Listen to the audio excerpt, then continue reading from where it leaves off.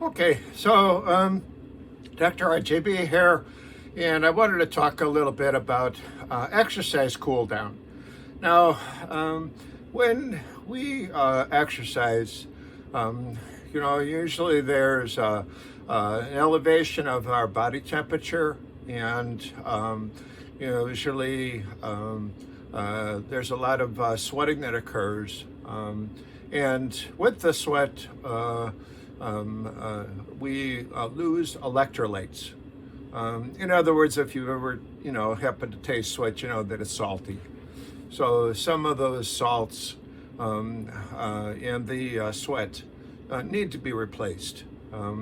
Also, there is the fact that when you're exercising, you're burning some fuel, and so you want to have fuel replaced also.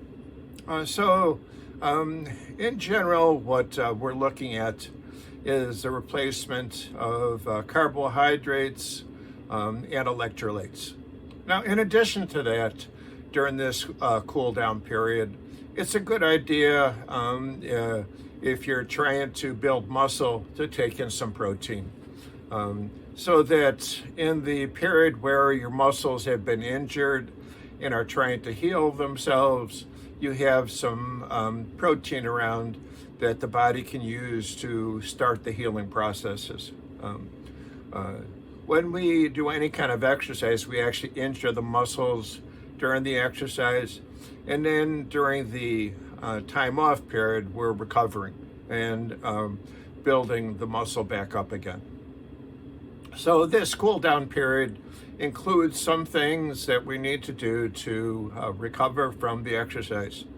In addition, because I mentioned that the body's temperature went up, part of the cool down period is actually cooling down. Some people actually will take an ice bath or a cold shower or something to cool off, and they find that this aids the recovery period. The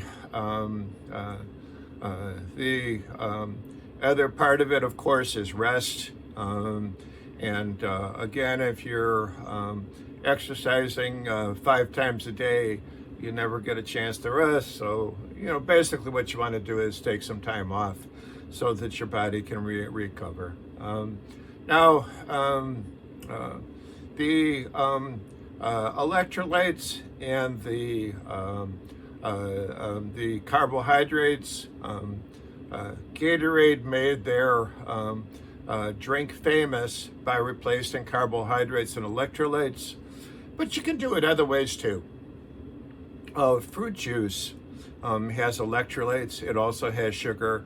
So one of the ways of doing this without having to buy the Gatorade is to take the orange juice that you probably already have, dilute it a little bit so you get more water, and then basically that's what you drink.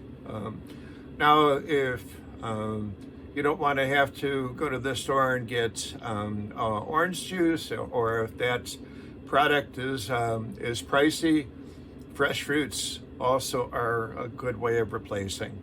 And very healthy too, because fruit in its natural state is going to contain more vitamins, more minerals, and more electrolytes than any juice can. That's another way of replacing. As far as protein goes, you can definitely have your protein powder, which is, the classical way of doing this. You take a shake with protein powder, along with some carbohydrates or sugars, and you have that after your exercise is over.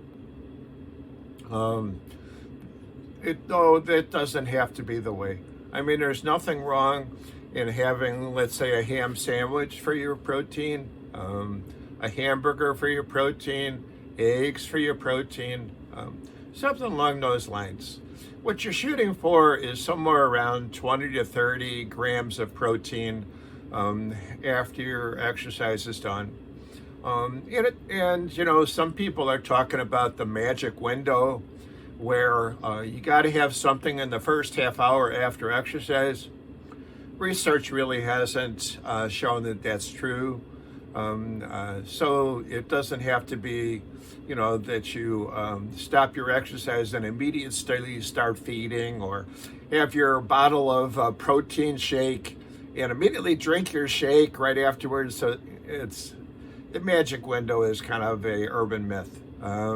When they've actually done the research, they say it really doesn't matter when you have the protein, as long as you do have it. And some of that is because of the fact that the body has a ability to take protein from the muscles and recycle them somewhat.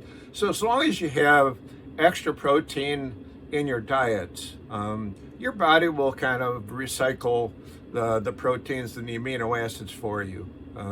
So it's not critical that you have protein within the first half hour or first hour, whatever the urban myth is, as long as you have some. Now, the other thing that's a good idea sometimes is to kind of have a little bit of a slow exercise as part of the cool down period. When runners are running at a fast speed, it's not necessarily a good idea to stop cold dead, and then jump in the car and go home. It's not a bad idea to kind of slow down, walk a little bit. The reason for this is that there are waste products that occur in the muscles when you exercise. And it's nice to have a little bit of nice, easy exercise at the end so that your body can kind of flush out these waste products. And this doesn't have to be anything special, just kind of, like I said, a little bit of walking to allow the muscles to kind of like cool down easily. And the body can then flush the waste products out, send it to the kidney, the liver for processing. Because we're talking about the kidney for processing, another requirement that you really must do is make sure that you're hydrating. Meaning that you have extra fluids so your body is able to flush out these waste products. I have found for myself that when I was exercising at a higher level, I would, before going home, stop at the store, grab a quart of Gatorade and chug that down so that I started the process of hydrating even before I hit the door. And then, of course, when I got home, I would have some more fluids to catch up. So you want to make sure, and I think maybe a couple of quarts of fluid after exercise is a good idea. Again, this helps to flush out the kidneys and flush out the waste products and helps to get that recovery going a little bit faster. Just some ideas for you. These should help you to get the recovery process from exercise and maybe avoid so much of that delayed onset muscle soreness that I talked about in another video. And to help you build the muscle like I talked about in another video.